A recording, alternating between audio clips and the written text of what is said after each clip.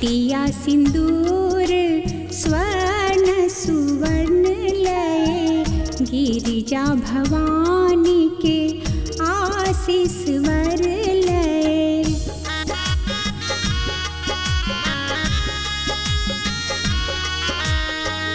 मटिया सिंदूर स्वर्ण सुवर्ण लय, गिरिजा भवानी के आशीष वर लय।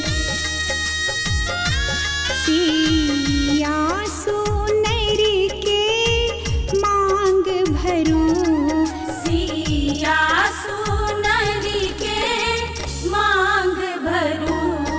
रघुवर जी सिंदूर दान करो, रघुवर जी सिंदूर दान करो।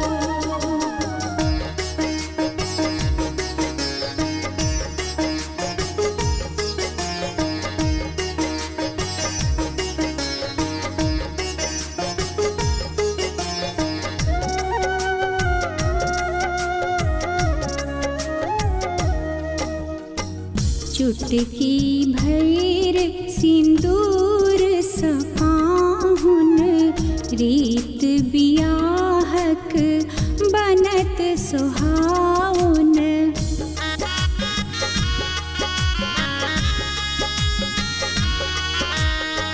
चुटकी भैर सिंदूर सपाहुन, रीत बियाहक बनत सुहावन।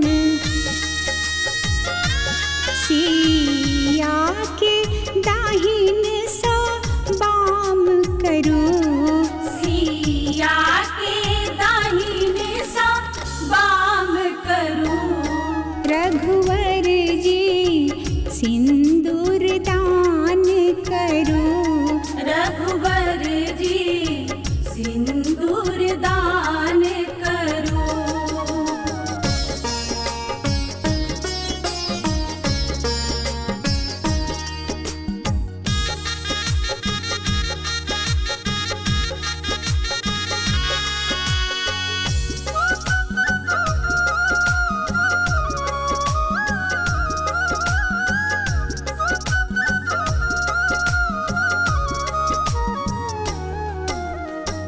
रहन सदैव सिंदूर सिया के, अचल रहन सुहाग धिया के।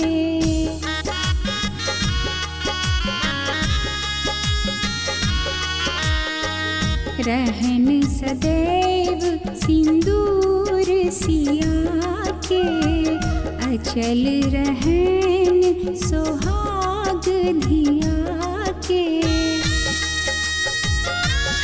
एहि अवसर के सम्मान करो, एहि अवसर के सम्मान करो। रघुवर जी सिंदूर दान करो, रघुवर जी सिंदूर दान करो। मिथिला के विधि विधान करो, मिथिला के विधि विधान करो।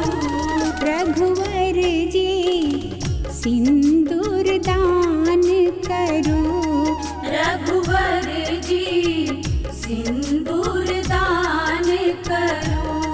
रघुवर जी सिंदूर दान करो, रघुवर जी सिंदूर